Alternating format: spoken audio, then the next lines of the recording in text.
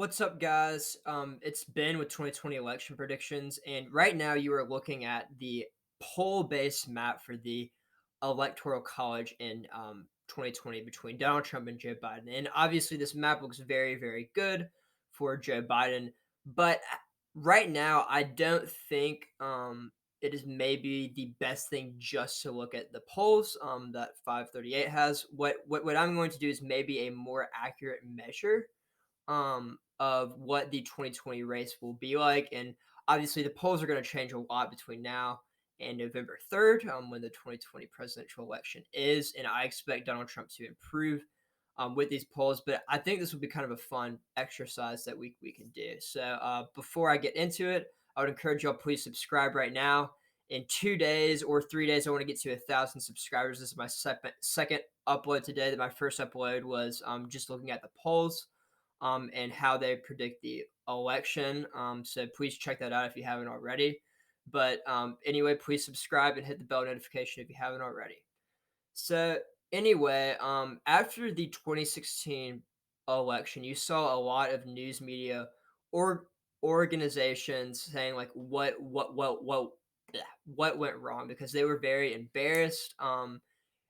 Especially after the 2016 election, a lot of people distrusted the media because they'd all been saying that, look, Hillary Clinton just has a very good chance of winning, and we don't expect Donald Trump to even have a chance. I mean, some media outlets had it at 90% chance for Hillary Clinton, 95. I think Princeton model. Some even had 99. And I think that those models were, or in those predictions were a little bit irresponsible because they didn't really take into account the state of the race. I will give Nate Silver and 538 a lot of credit, even though I don't exactly agree with everything that they do. In 2016, they gave Trump a 28% chance on election day, which was a lot better than a lot of the other pollsters. And they're not the ones that were responsible for these bad polls. I mean, they had the polls handed to them, and they tried to best weight the polls and do some analysis on the polls, but really no one saw the extent of kind of the shy Trump voter, and no one expected a lot of independents to just break towards Trump on November 3rd come election day. So here is a graphic looking at where the polls were wrong. So we only see in about a handful of states that they underestimate or overestimated the Trump margin. The only swing state that I think is notable is the state of Nevada, and this has actually been pretty consistent over the past like 4 to 6 years because in 2018 they also overestimated the Republican candidate. But overall, and we do see states like California getting more liberal. New York didn't have any movement on it, even though Trump said that it was could be a swing state because he's from the home state. But we see a lot of other states. The pollsters completely underestimated Donald Trump. Will this happen again? I don't think to the same extent. Wow, Tennessee was the biggest one. It was over 10 points. I mean, that is really drastic, honestly, because I think that the polls have learned from their mistakes some, but I think it'll be a fun exercise to kind of weight these polls just based on how wrong they were in 2016. And I just realized I didn't. I need this tab open. I didn't have it open. We're gonna use this New York Times one because I like it. Actually, we don't need this one. Okay. Anyway, so right now we have this map, and this is kind of a better graphic. So the state of Utah, and I'm just going to look at the swing states because that's where it matters. So if the polls are going to be this wrong again, they get Trump a plus 8.5, then we're going to change Utah to a safe. In the state of Ohio, right now it is a lean Democratic state. It's going to be a lean Republican state because I can remember from the past videos. So Wisconsin, um, I believe this is just going to be a tilt Republican state. I just want to verify this. I think Joe Biden's up by like 7 or 8 points. So okay, with a 6.4%. So this is going to be a tilt Democratic state. Oops. Next up is Iowa. So Iowa will be a likely Republican state. Very interesting. Pennsylvania.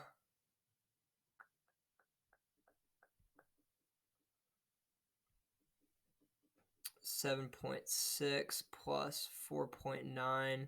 So it's still a lean Democratic state.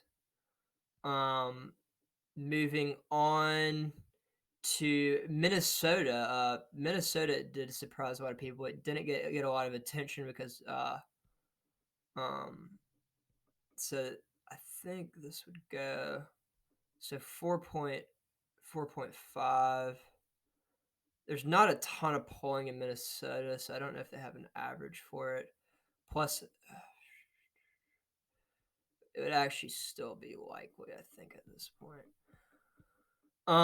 Okay, so moving on, we're going to North Carolina plus 4.5, and that is significant. I think this would move to the tilt Republican side, which just verify. I think, yeah, it had Joe Biden up by 3.4. I remember that fresh on my mind. So yeah, and then Michigan would be a 4.3. This is only going to be a lean Democratic state because Joe Biden's up by 9.1.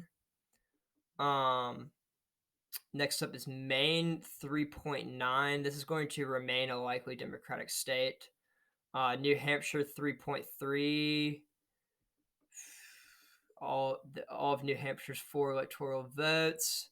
So 8.3 plus 3.3. We're gonna make it a lean Democratic state. It's right exactly at 5, but we'll just do that tiebreaker. Arizona plus 2. So this is going to be a lean Democratic state. It'll be very close. Florida plus 1.9. So this would move to a lean Democratic state because Florida, I think it was 6.2, if I'm remembering correctly. 6.2 exactly. So Colorado 1.7. I mean, it really doesn't matter. I'm not even gonna look at that. Georgia 1.7. So this, I'm going to check it. I think it might. Yeah, so this is going to tilt towards the Republicans at the end of the day. They don't have Texas on here. I know.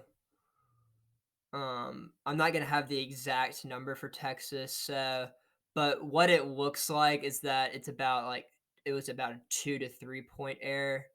So and Texas wasn't really even considered a swing state in 2016, but in 2020, even though I don't think it's going to be the closest state, I would consider Texas a swing state 2020. Not completely, but and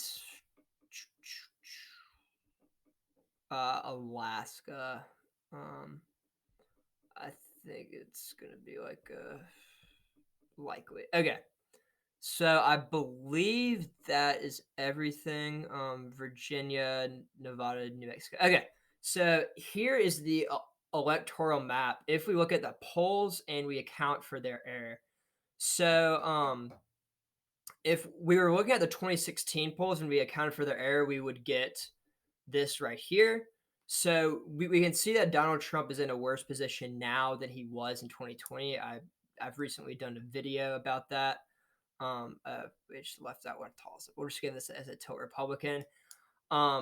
This is actually where I predict the 2020 election to be right now, which is actually very interesting.